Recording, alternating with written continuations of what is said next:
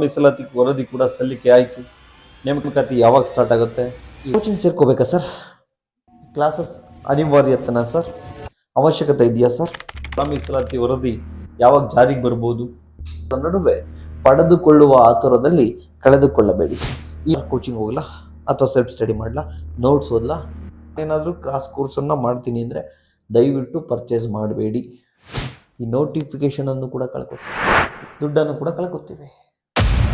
ಪ್ರತಿಯೊಂದು ಸಬ್ಜೆಕ್ಟ್ಗೂ ಒಂದೊಳ್ಳೆ class notes, ಒಂದೊಳ್ಳೆ ಆಥರ್ ಬುಕ್. ಈಗ 2 ತಿಂಗಳು ನೋಟಿಫಿಕೇಶನ್ ಆದರೂ ಕೂಡ ಎಕ್ಸಾಮ್ ಆಗುತ್ತಾ ಸರ್? ಬೇಗ ಎಕ್ಸಾಮ್ ಆಗಲ್ಲ. ನಿಮ್ಮ ಎನರ್ಜಿ ಮತ್ತು ನಿಮ್ಮ ನೋಟಿಫಿಕೇಶನ್ ಎರಡನ್ನೂ ಕಳ್ಕೊಬೇಡಿ. ಹಾಯ್ ಹಲೋ ನಮಸ್ಕಾರ. ಇನ್ನೇನು ಒಳ ಮೀಸಲಾತಿ ವರದಿ ಕೂಡ ಸಲ್ಲಿಕೆ ಆಯಿತು. ನೇಮಕಾತಿ ಯಾವಾಗ ಸ್ಟಾರ್ಟ್ ಆಗುತ್ತೆ? ಈ ಒಳ ಮೀಸಲಾತಿ ವರದಿ ಯಾವಾಗ ಜಾರಿಗೆ ಬರ್ಬೋದು? ಸೊ ಇನ್ನು ಅನೇಕ ವಿಷಯಗಳು. ಒಳ ಮೀಸಲಾತಿ ಜಾರಿಗೆ ಬಂದರೆ ಬೇಗ ಎಕ್ಸಾಮ್ ಆಗುತ್ತಾ?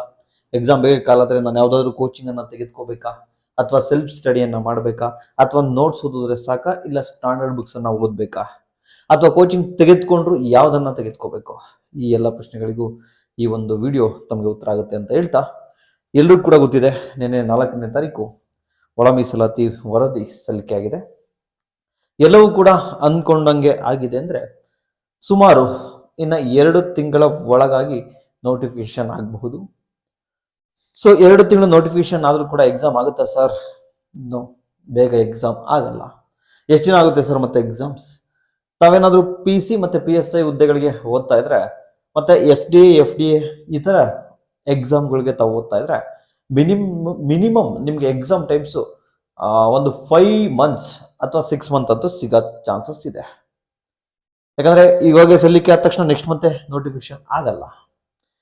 ನಿಮ್ಮ ನೋಟಿಫಿಕೇಶನ್ ಆದರೂ ಕೂಡ 2 ತಿಂಗಳ ಒಳಗಡೆ ನೋಟಿಫಿಕೇಶನ್ ಆದರೂ ಕೂಡ ತಮಗೆ ಎಕ್ಸಾಮ್ ಆಗ್ತಕ್ಕಂಥದ್ದೇನಿದೆ ಅದು ಒಂದು 5 to 6 months ಆಗುತ್ತೆ.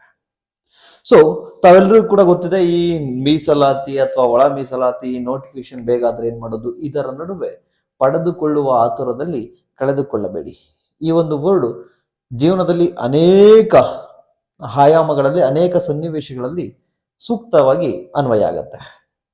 ಅದೇ ರೀತಿ ತಾವುಗಳು ಕೂಡ ಅಷ್ಟೇ. ಈಗ ನೋಟಿಫಿಕೇಶನ್ ಆಗಿದೆ, ಬೇಗ ಬೇಗ ಓದೋಣ, ಬರೀ ನೋಟ್ಸ್ ಓದ್ಕೊಂಡು ಹೋಗೋಣ, ಇಲ್ಲ ಅದು ಕ್ರಾಸ್ ಕೋರ್ಸ್ ಅದು ಇದು ಈ ಥರ ಎಲ್ಲ ಮಾಡ್ತಾ ಇರ್ತೀರ. ಸೊ ಈ ಆತುರದಲ್ಲಿ ತಾವು ಈ ನೋಟಿಫಿಕೇಶನ್ ಅನ್ನ ಕಳ್ಕೊಬೇಡಿ. ಬಿಕಾಸ್ ತಮ್ಮೆಲ್ಲರಿಗೂ ಕೂಡ ಗೊತ್ತಿದೆ, ಪಾಸ್ ಆಗ್ತಕ್ಕಂಥ ಪರ್ಸೆಂಟೇಜ್ ಇರ್ತಕ್ಕಂಥದ್ದು 1% ಅಷ್ಟೇ. ಆ 1% ಅಲ್ಲಿ ತಾವಿರ್ಬೇಕು ಅಂದ್ರೆ ಅನೇಕ ತಪ್ಪುಗಳನ್ನು ಮಾಡಬಾರ್ದು. ಅದೆಲ್ಲ ಏನೇನು ಇದೆಲ್ಲವನ್ನು ಕೂಡ ನೋಡ್ತಾ ಹೋಗೋಣ. ಫಸ್ಟ್ ಆಫ್ ಆಲ್ ನಾನೇನು ಹೇಳ್ತೀನಿ ಅಂದ್ರೆ, ಪಡೆದುಕೊಳ್ಳುವ ಆತುರದಲ್ಲಿ ಕಳ್ಕೊಬೇಡಿ. ಏನೇನು ಕಳ್ಕೊತೀರಾ? ಒಂದು ಟೈಮನ್ನು ಕಳ್ಕೊತೀರಾ, ಇನ್ನೊಂದು ಮನಿ ದುಡ್ಡನ್ನು ಕಳ್ಕೊತೀರಾ, ಇನ್ನೊಂದು ಏಜನ್ನು ಕಳ್ಕೊತೀರಾ, ಅದಾದ ನಂತರ ಈ ಎನರ್ಜಿಯನ್ನು ಕಳ್ಕೊತೀರಾ. ಇಷ್ಟಾದರೆ ಓಕೆ. ಈ ನೋಟಿಫಿಕೇಶನ್ ಅನ್ನು ಕೂಡ ಕಳ್ಕೊತೀರಾ. ಒಂದು ಸರ್ತಿ PSI ಅಥವಾ ಈ FDA SDA ಕಾಲಾಗಿ ನೋಟಿಫಿಕೇಶನ್ ಮುಗಿದ್ರೆ ಮತ್ತೆ ಕಾಲಾಗಲಿಕ್ಕೆ 1 ವರ್ಷ ಆಗುತ್ತೋ, 2 ವರ್ಷ ಆಗುತ್ತೋ, 3 ವರ್ಷ ಆಗುತ್ತೋ ಗೊತ್ತಿಲ್ಲ. ಬಟ್ ನೋಟಿಫಿಕೇಶನ್ ಕಾಲಾಗಲಿ ಅಂದ್ಕೊಳ್ಳೋದು ತಪ್ಪೇ ಇಲ್ಲ, ಆದರೆ ಕಾಲಾದ್ಮೇಲೆ ಕಳ್ಕೊಳ್ಳೋದು ದೊಡ್ಡ ತಪ್ಪಾಗತ್ತೆ. ಸೊ ಒಮ್ಮೆ ಅದ್ರ ಕಡೆ ಗಮನ ಕೊಡಿ ಅಂತ ಹೇಳ್ತಾ, ಈಗ ಫಾರ್ ಎಕ್ಸಾಂಪಲ್ ಏನು ಮಾಡ್ಬೇಕು ಸರ್? ಈಗ ಟೈಮನ್ನು ಕಳ್ಕೊಬೇಡಿ. ಫಸ್ಟ್ ಟೈಮ್ ಬಗ್ಗೆ ಮಾತಾಡೋಣ. ಟೈಮ್ ಹೆಂಗ್ ಕಳ್ಕೊತೀರಾ ಈ ಒಂದು ಅವಧಿಯಲ್ಲಿ ಅಂತ ಅಂದ್ರೆ, ರ್ಯಾಂಡಮ್ ಆಗಿ ಓದ್ತಾ ಹೋಗ್ತೀರಾ. ಈ ಟೈಮಲ್ಲಿ ರ್ಯಾಂಡಮ್ ಆಗಿ ಓದಿದ್ರೆ ಬಿಲೀವ್ ಮಿ, ಯಾವುದು ಕೂಡ ಅಂದ್ಕೊಂಡಿರ್ತಕ್ಕಂಥ ಟೈಮಲ್ಲಿ ಕಂಪ್ಲೀಟ್ ಆಗಲ್ಲ, ಮತ್ತೆ ನಮ್ಮ ಎಫಿಷಿಯನ್ಸಿ ಅಷ್ಟು ಇರಲ್ಲ. ಫಾರ್ ಎಕ್ಸಾಂಪಲ್ ನಮ್ಮ ಮೆಂಟರ್ಶಿಪ್ನ ವಿದ್ಯಾರ್ಥಿಗಳನ್ನ ಕೇಳಿ. 2026 UPSCಗೆ ಓದ್ತಾ ಇರ್ತಕ್ಕಂಥ ವಿದ್ಯಾರ್ಥಿಗಳಿದ್ದಾರೆ. ಒಂದು 55 ಜನ ಇದ್ದಾರೆ ಮೆಂಟರ್ಶಿಪ್ ಅಲ್ಲಿ. ಕ್ಲಾಸಲ್ಲಿ ತುಂಬ ಇದ್ದಾರೆ. ಆ ವಿದ್ಯಾರ್ಥಿಗಳನ್ನ ಕೇಳಿ. ನಾವು ಜೂನ್ ಮತ್ತು ಜುಲೈ 2 ತಿಂಗಳಾಯ್ತು UPSC ಪ್ರಿಲಿಮ್ಸ್ ರಿಸಲ್ಟ್ ಬಂತು. ಜೂನ್ ಮತ್ತು ಜುಲೈ ಇನ್ನ ವಿದ್ಯಾರ್ಥಿಗಳು ಆ ರಿಸಲ್ಟ್ ಇಂದ ಆಚೆ ಬಂದಿಲ್ಲ. ಬಟ್ ಈ 2 ತಿಂಗಳಲ್ಲಿ ನಮ್ಮ ಮೆಂಟರ್ಶಿಪ್ ವಿದ್ಯಾರ್ಥಿಗಳು ಎಷ್ಟು ಟಾರ್ಗೆಟ್ ಅನ್ನ ಮುಗಿಸಿದ್ದಾರೆ ಅಂದ್ರೆ, internal security 1 subject, society, social justice, ಅದ್ರ ಜೊತೆಗೆ ಈಗ ಗವರ್ನೆನ್ಸ್ ಕೂಡ ಮುಗಿತಾ ಹೋಗ್ತಾ ಇದೆ. ಇದೆಲ್ಲವನ್ನು ಕೂಡ ನಾವು ಸ್ಟ್ಯಾಂಡರ್ಡ್ ಸೋರ್ಸ್ ಅನ್ನ ಓದಿಸಿರ್ತಕ್ಕಂಥದ್ದು, ಸುಮ್ಮನೆ ಯಾವ್ದಾದ್ರು ರೆಫರೆನ್ಸ್ ಬುಕ್ ಅದು ಇದು ಓದಿಸಿಲ್ಲ.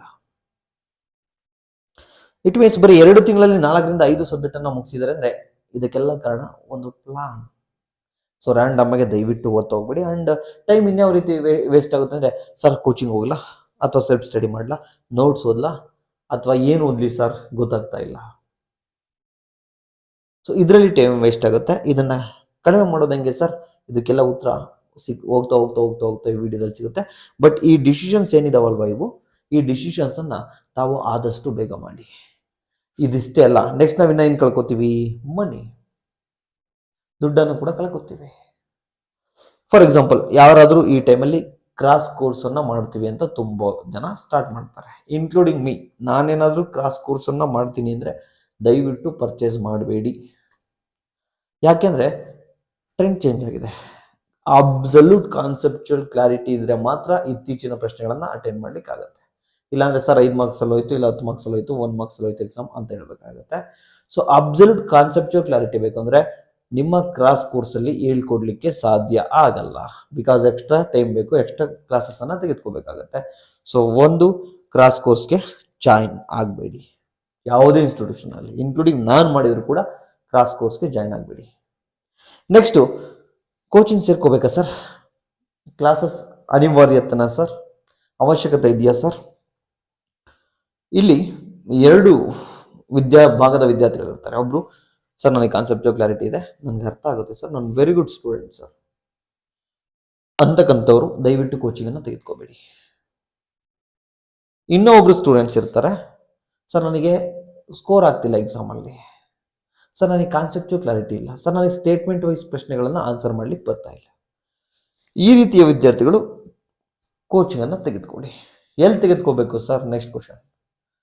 ಯಾವುದೇ ಕೋಚಿಂಗ್ ಆಗಲಿ, ಇನ್ಕ್ಲೂಡಿಂಗ್ ನಮ್ದಾದ್ರೂ ಆಗಲಿ ಬೇರೆಯವ್ರದ್ದಾದ್ರೂ ಆಗಲಿ, ಅಲ್ಲಿ ಕೋಚಿಂಗ್ ಅನ್ನು ತೆಗೆದುಕೊಂಡಿರ್ತಕ್ಕಂಥ ವಿದ್ಯಾರ್ಥಿಗಳನ್ನ ಕೇಳಿ ತೆಗೆದುಕೊಳ್ಳಿ. ಫಾರ್ ಎಕ್ಸಾಂಪಲ್, ನಾನೆಲ್ಲರೂ ಕೋಚಿಂಗ್ ತಗೋಬೇಕು ಅಂತಂದ್ರೆ ನಾನೇನ್ ಮಾಡ್ತಿದ್ದೆ? ಯಾರಾದ್ರೂ ಸ್ಟೂಡೆಂಟ್ ಅಲ್ಲಿ ಓದ್ತಾ ಇರತಕ್ಕಂಥವ್ರನ್ನ ಕೇಳ್ತಾ ಇದ್ದೆ. ನೀವು ಅದನ್ನ ಮಾಡ್ಬೇಕು. ಅಲ್ಲಿ ಓದ್ತಾ ಇರತಕ್ಕಂಥ ವಿದ್ಯಾರ್ಥಿಗಳನ್ನ ಕೇಳಬೇಕು ಹೆಂಗಿದೆ ಕ್ಲಾಸಸ್ ಅಂತ ಹೇಳಿ. ಸೊ ಕ್ಲಾಸಸ್ನ ರಿವ್ಯೂನ ಯಾವತ್ತು ಕ್ಲಾಸ್ ಟೀಚರ್ ಅಥವಾ ಅವ್ರಿಗೆ ಹೋಗಿ ಡೈರೆಕ್ಟಾಗಿ ಕೇಳಬೇಡಿ. ಅವ್ರು ಯಾವತ್ತು ಕೂಡ ನಾನು ಚೆನ್ನಾಗಿದೆ ಅಂತಾನೆ ಹೇಳೋದು, ಇನ್ನೊಬ್ರು ಚೆನ್ನಾಗಿದೆ ಅಂತಾನೆ ಹೇಳೋದು. ಸೊ ಅಲ್ಲಿರ್ತಕ್ಕಂಥ ವಿದ್ಯಾರ್ಥಿಗಳನ್ನ ಕೇಳಿ ಕ್ಲಾಸಸ್ಸನ್ನು ಜಾಯ್ನ್ ಆಗ್ತಾ ಹೋಗಿ. ಆ್ಯಂಡ್ ಕಂಪ್ಲೀಟ್ ಕೋರ್ಸ್ ಕೊಡ್ತಾರಾ ಅನ್ನೋದು ತಿಳ್ಕೊಳ್ಳಿ. ಸುಮ್ಮನೆ ಕ್ರಾಸ್ ಕೋರ್ಸ್ ಥರ ಇಂಪಾರ್ಟೆಂಟ್ ಮಾಡ್ಕೊಂಡು ಹೋಗ್ತಾರಾ ಅಥವಾ ಕಂಪ್ಲೀಟ್ ಕೊಡ್ತಾರಾ ಅಂತ ಅದನ್ನು ನೋಡಿ ಜಾಯ್ನ್ ಆಗಿ. ನೆಕ್ಸ್ಟು, ಸರ್ ನೋಟ್ಸ್ ಓದಬೇಕಾ ಅಥವಾ ಟೆಕ್ಸ್ಟ್ ಬುಕ್ ಓದಬೇಕಾ ಸರ್? ಗೊತ್ತಾಗ್ತಿಲ್ಲ. ತುಂಬ ಜನ ಏನು ಮಾಡ್ತಾರೆ, ಯಾವುದೋ ಒಂದು ನೋಟ್ಸ್ ಓದೋದು. ಸರ್ ನಮ್ಮ ಒಂದು ಇನ್ಸ್ಟಿಟ್ಯೂಷನಲ್ಲಿ ಕೊಟ್ಟಿದ್ದಾರೆ, ತುಂಬ ಚೆನ್ನಾಗಿದೆ ಸರ್, ಓದಿ, ಇನ್ಸ್ಟಿಟ್ಯೂಷನ್ ನೋಟ್ಸ್ ಓದಿ, ಬೇಡ ಅಂತ ಹೇಳಲ್ಲ. ಬಟ್ ಒರಿಜಿನಲ್ ಅಂತಕ್ಕಂಥದ್ದು ಒರಿಜಿನಲ್ಲೇ, ಕಾಪಿ ಅಂತಕ್ಕಂಥದ್ದು ಕಾಪಿನೇ. ಒರಿಜಿನಲ್ ಯಾವುದು sir? Author books, standard books. ಪ್ರತಿಯೊಂದು ಸಬ್ಜೆಕ್ಟ್ಗೂ ಒಂದೊಳ್ಳೆ ಕ್ಲಾಸ್ ನೋಟ್ಸ್, ಒಂದೊಳ್ಳೆ ಆಥರ್ ಬುಕ್ಸ್, ಇದನ್ನು ಮೇಂಟೈನ್ ಮಾಡಲೇಬೇಕು. ನಮ್ಮ ವಿದ್ಯಾರ್ಥಿಗಳಿಗೆ ನಾನು ಇದನ್ನೇ ಮಾಡಿಸ್ತಾ ಇರೋದು. ಯಾವುದೇ ಕಾರಣಕ್ಕೂ ಕೂಡ ಶಾರ್ಟ್ ಕಟ್ನ ಹೇಳಲ್ಲ. ತಾವುಗಳು ಕೇಳಿರ್ಬೋದು, ನನ್ನ ಕಾನ್ಸ್ಟಿಟ್ಯೂಷನ್ ಆಗಲಿ ಅಥವಾ ಎಕನಾಮಿ ಆಗಲಿ ಅಥವಾ ಎನ್ವೈರನ್ಮೆಂಟ್ ಆಗಲಿ, ನಮ್ಮ ಕಾನ್ಸ್ಟಿಟ್ಯೂಷನ್ನೇ ನೀವು ತೆಗೆದುಕೊಂಡ್ರೆ ಆಲ್ರೆಡಿ 50 ಕ್ಲಾಸ್ ಆಗಿದ್ದಾವೆ, ಆಗುತ್ತೆ, ಇನ್ನೂ ಒಂದು 10-15 ಕ್ಲಾಸ್ ಆಗುತ್ತೆ. ಇಟ್ ಮೀನ್ಸ್ ಸಂಪೂರ್ಣವಾಗಿರ್ಬೇಕು ಡೀಟೇಲ್ಸ್. ಒಂದು ಕಾನ್ಸೆಪ್ಚುಯಲ್ ಕ್ಲಾರಿಟಿ, ಇನ್ನೊಂದು PYQ ಅನಾಲಿಸಿಸ್. PYQ ಏನೇನು ಕೇಳಿದ್ದಾರೆ ಇದರಲ್ಲಿ, PYQ PSI ಓದೋರ್ಗೂ ಕೂಡ ನಾನು PYQ ಮಾಡಿಸ್ತಕ್ಕಂಥದ್ದು UPSC ಲೆವೆಲ್, CDS ಮತ್ತು KAS ಮತ್ತು FDA ಈ ಹಂತದ ಪ್ರಶ್ನೆ ಪತ್ರಿಕೆಗಳನ್ನು ಸಾಲ್ವ್ ಮಾಡಿಸ್ತೇನೆ. ಸೊ ತಾವುಗಳು ಕೂಡ ಅಷ್ಟೇ ಇದನ್ನು ಆಧರಿಸಿ ಎಲ್ಲಾದರೂ ಕ್ಲಾಸಸ್ಸನ್ನು ತೆಗೆದುಕೊಳ್ಳಿ, ತೊಂದರೆ ಇಲ್ಲ. ನೆಕ್ಸ್ಟು, ಏಜ್ ಪಡೆದುಕೊಳ್ಳುವ ಹತ್ತಿರದಲ್ಲಿ ಕಳ್ಕೊಳ್ಳೋದೇನು ಅಂದರೆ ಏಜ್ ಕಳ್ಕೊತೀವಿ. ನನಗೆ ಒಬ್ಬ ಸ್ಟೂಡೆಂಟ್ಸ್ ಕಾಲ್ ಮಾಡಿದರು, ಸರ್ ನಾನು ಧಾರವಾಡದಲ್ಲಿ ಓದ್ತಾ ಇದ್ದೆ ಸರ್, ಅಲ್ಲಿಂದ ಈಗ ಬೆಂಗಳೂರಿಗೆ ಬಂದಿದ್ದೀನಿ ಅಂತ ಸಿಕ್ಕಿದ್ರು, ಇಲ್ಲೇ ವಿಜಯನಗರದಲ್ಲಿ ಸಿಕ್ಕಿದ್ರು. ಆ್ಯಂಡ್ ಕಾಲ್ ಕೂಡ ಮಾಡಿದ್ರು ನನಗೆ ಅವರು. ಸರ್ ನಾನು ಈ 3 ವರ್ಷ ಏನು ಮಾಡಿದ್ದೀನಿ ಅಂದರೆ ಯಾವುದು ಸ್ಟ್ಯಾಂಡರ್ಡ್ ಬುಕ್ ಓದಿಲ್ಲ, ಕ್ಲಾಸ್ ನೋಟ್ಸು ಕ್ಲಾಸ್ ಹೊಂದ್ಕೊಂಡೆ ಸುಮ್ಮನೆ ಇದ್ದೀನಿ ಸರ್. ಏನು ಮಾಡೋದು? 3 ಇಯರ್ಸ್ ಆದರೂ ಸ್ಟ್ಯಾಂಡರ್ಡ್ ಬುಕ್ ಓದಿಲ್ಲ. ಈಗ ಸರ್ ನಾನು ಅಲ್ಲಿದ್ರೆ ಆಗಲ್ಲ ಅಂತ ಹೇಳಿ ಇಲ್ಲಿಗೆ ಬಂದಿದ್ದೀನಿ ಸರ್. ನೋಡಿ, ಇದನ್ನೇ ಓದ್ಕೊಂಡು ಇಲ್ಲಿದ್ರೂ ಆಗಲ್ಲ ಅಂತ ಹೇಳಿದೆ ಅವ್ರಿಗೆ. ಬೆಂಗಳೂರಲ್ಲಿದ್ದರೂ ಇದನ್ನೇ ಓದ್ಕೊಂಡು ಆಗಲ್ಲ. ಮೊದಲು ನಿಮ್ಮ ಸೋರ್ಸನ್ನು ಚೇಂಜ್ ಮಾಡಿ ಅಂತ ಹೇಳಿದೆ. ತಮಗೆ ಒಂದಷ್ಟು ಅಥೆಂಟಿಕ್ ಆಗಿರ್ತಕ್ಕಂಥ, ಅಥೆಂಟಿಕ್ ಮೀನ್ಸ್ ಕಾಂಪಿಟೇಟಿವ್ ಯುಗದಲ್ಲಿ ಯಾವುದು ಕೂಡ ಅಥೆಂಟಿಕೇಟಿವ್ ಅಂತಕ್ಕಂಥದ್ದು ಇಲ್ಲ. ಬಟ್ ಒಂದಷ್ಟು ಸ್ಟ್ಯಾಂಡರ್ಡ್ ಸೋರ್ಸನ್ನು ಓದಬೇಕಾಗತ್ತೆ.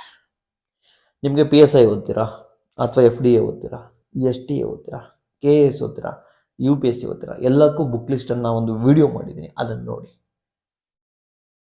ಮತ್ತೆ ಇದಾದ ನಂತರ ಸೊ ಇಲ್ಲಿ ಏಜನ್ನು ತಾವು ಕಳ್ಕೊಬೇಡಿ ಅಂತ ಹೇಳ್ತಾ, ನೆಕ್ಸ್ಟು ನಿಮ್ಮ ಎನರ್ಜಿ ಮತ್ತು ನಿಮ್ಮ ನೋಟಿಫಿಕೇಶನ್ ಎರಡನ್ನೂ ಕಳ್ಕೊಬೇಡಿ.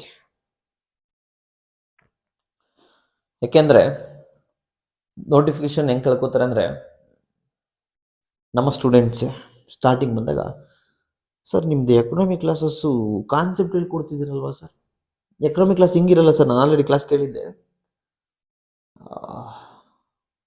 ಥಿಯರಿ ಥರ ಇರ್ತದೆ ಸರ್. ಮೊದಲನೇ ಪಂಚವಾರ್ಷಿಕ ಯೋಜನೆ ಯಾವಾಗ ಸ್ಟಾರ್ಟ್ ಆಯಿತು, ಏನಕ್ಕೆ ಇದು ಕೊಟ್ಟರು, ಈ ಥರ ನಮ್ಗೆ ಹೇಳ್ಕೊಟ್ಟಿದ್ರು ಸರ್.